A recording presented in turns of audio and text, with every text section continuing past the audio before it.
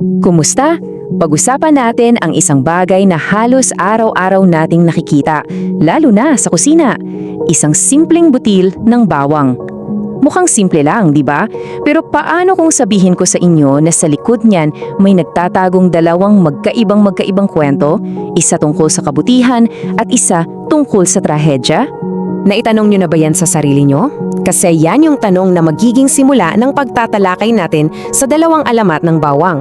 Isang kwento tungkol sa gantimpala at parusa at isang kwento tungkol sa isang pag-ibig na, well, kasing pait at anghang ng lasa nito. Kasi sa Pilipinas, yung mga alamat natin, hindi lang yan basta-bastang kwento. Para silang mga gabay. Ito yung paraan ng mga ninuno natin para ituro sa atin ang tama at mali at para bigyan ng kwento at kahulugan yung mga bagay sa paligid natin. Okay, so simulan natin sa pinakasikat na version. Sigurado ako familiar kayo dito. Ito yung kwento ng dalawang magkapatid. Alam mo yun, yung classic na laban ng mabuti at masama? Dito, sobrang linaw nun.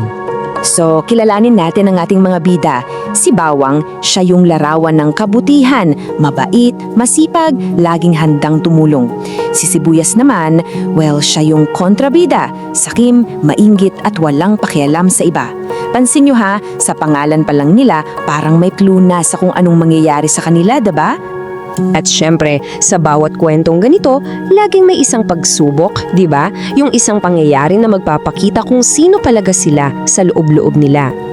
At eto na nga yung nangyari. Isang araw, may dumating na isang matandang pulubi na humihingi ng tulong. Nung lumapit kay Sibuyas, ay grabe, sinigawan, nilait at pinalayas. Pero nung lumapit siya kay Bawang, ibang-iba ang nangyari. Kahit kakarambot lang ang pagkain niya, ibinahagi pa niya ito. Dito na nagkaalaman. At ang twist, yung pulubi, hindi pala siya ordinaryong tao. At doon na nga, biglang nag-iba ang anyo ng pulubi. Isa pala siyang makapangyarihang diwata. At may dala siyang hatol. Ang aral, napakalinaw. Ang kabutihan ay may gantimpala. At ang kasamaan, may katapat na parusa. At ang ganda ng naging hustisya. Si Bawang, dahil sa kabutihan niya, ginawa siyang halamang bawang. Kapaki-pakinabang, nagpapasarap sa pagkain at simbolo ng kabutihan. Si Sibuyas naman, ginawang sibuyas. Oo, nagpapasarap din sa pagkain, pero anong laging ginagawa nito? Pinapayaka. Isang perpektong paalala ng ugali niyang nakakaiyak din sa sama. So, malinaw ang aral, 'di ba? Be good. End of story. Pero, paano kung hindi laging ganun kasimple? Paano kung may isa pang version ng kwento kung saan hindi black and white ang mundo? Isang kwentong mas masakit, mas komplikado. Okay, so huminga tayo ng malalim kasi papasukin natin yung isa pang version.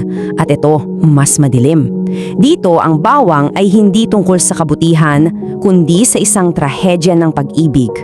Sa kwentong ito, ang bida natin ay si Lily. Sobrang ganda niya, to the point na parang naging sumpa pa yung ganda niya. Dahil may minamahal siyang isang simpleng lalaki lang, si Garland. Pero yung pag-ibig nila, hahadlangan ng lipunan at ng kasakiman ng iba. Dito na nagsimula yung trahedya. Pinilit si Lily na ikasal sa isang mayaman, kaya tumakas sila ni Garland para magkasama. Pero hinabol sila at natunton.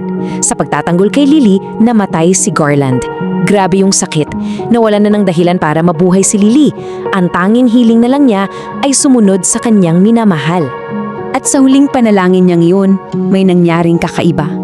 Mula sa pinaglibingan sa kanila, may sumibol na isang halaman. Ang mga butil nito, napakaputi. Sinasabing, kasing puti raw ng dalisay at tapat na pag-ibig ni Lily. Pero hindi lang yon. Pati ang lasa nito, may anghang at pait. Sinasalamin daw nito ang lahat ng sakit at hirap na pinagdaanan ni Lily. Dito sa alamat na ito, ang bawang ay naging simbolo ng isang pag-ibig na puno ng sakripisyo. So, ayon, dalawang kwento, iisang halaman. Ang laki ng pagkakaiba, no? Yung isa, parusa at gantimpala. Yung isa naman, puro sakit at bighati. So bakit kaya? Bakit may dalawang versyon na ganito kalayo sa isa't isa? Well, may isang konsepto sa panitikan na pwedeng makatulong sa atin.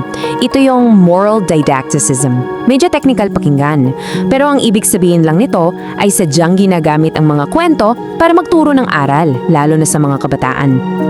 Dito sa Pilipinas, laging ganyan, 'di ba? Palagi nating hinahanap, ano yung moral of the story?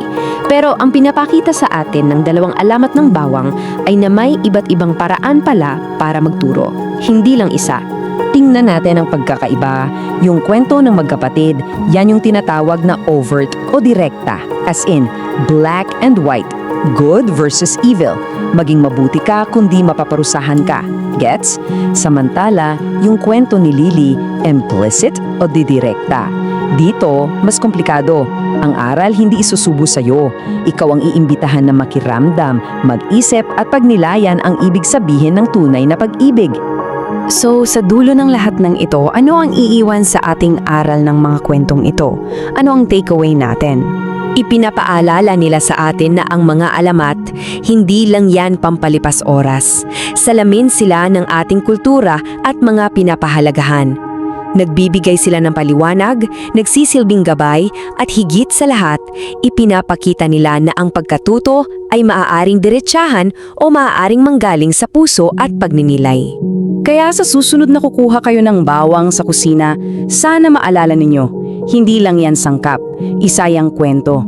Kwento ni Bawang na nagsasabing maging mabuti ka.